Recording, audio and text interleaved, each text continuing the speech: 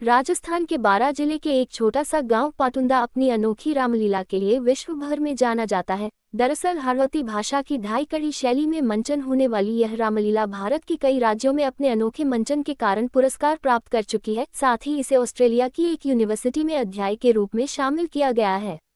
इस रामलीला की सबसे खास बात यह है कि रामलीला को मंचन करने वाले कोई प्रोफेशनल कलाकार नहीं बल्कि गांव के ही आम नागरिक हैं। गांव के रंगमंच पर इस वर्ष भी ग्रामीणों द्वारा इस अनोखी रामलीला का मंचन किया जा रहा है। व्यू 01 दरअसल बारां जिले के कालीसिंध नदी के किनारे बसे प्राचीन गांव पाटुंदा के ही रहने वाले गणपत लाल दादी जब काशी से पढ़कर अपने गांव पहुंचे तब उन्होंने रामायण की चौपाइयों को संक्षिप्त रूप में संग्रहित कर हाड़ौती की ढाई कड़ी शैली में इसकी रचना की। इस रामलीला में रावण से लेकर राम तक और शत्रुघ्न से लेकर सुग्रीव तक बनने वाला हर व्यक्ति गांव का ही किसान या फिर सरकारी नौकरियों में अपनी सेवाएं दे रहा ग्रामीण है। गांव के 65 वर्ष के बुजुर्ग से लेकर 14 वर्ष के बच्चे तक इस रामलीला में अभिनय करते हैं। इन कलाकारों के श्रृंगार से लेकर वस्त्रों तक की डिजाइन भी यह ग्रामीण खुद ही करते हैं।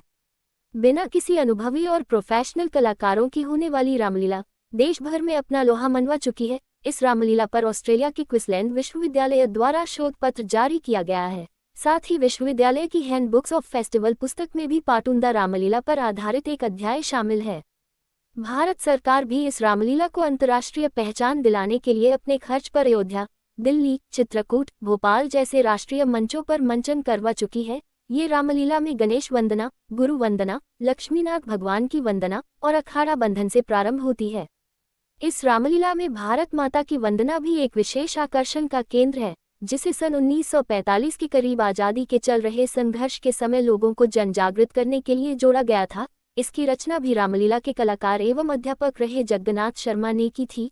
ये वंदना आज भी लगातार इस रामलीला में की जाती है। इस प्रसिद्ध रामलीला को राजस्थान के सामान्य ज्ञान की पुस्तकों में भी पढ़ाया जाता है। रामलीला का रियासतकालीन महत्व इसी बात से भी पता चलता है कि पूर्व में कोटा दरबार द्वारा प्रोत्साहन स्वरूप सन 1950 में इस रामलीला को चांदी का छत्र भेंट किया गया था। चैत्र नवरात्रि की शुक्ल पंचमी से शुरू होकर यह रामलीला कृष्ण पक्ष की पंचमी तक आयोजित की जाती है, जहां इस रामलीला आयोजन से पूर्व गांव में एक शोभायात्रा भी निकाली जाती है, जो भी आकर्षण का केंद्र रहती है। रामलीला के दौरान देश भर के कई इतिहासकार भी यहाँ इस मंचन को देखने पहुँचते हैं।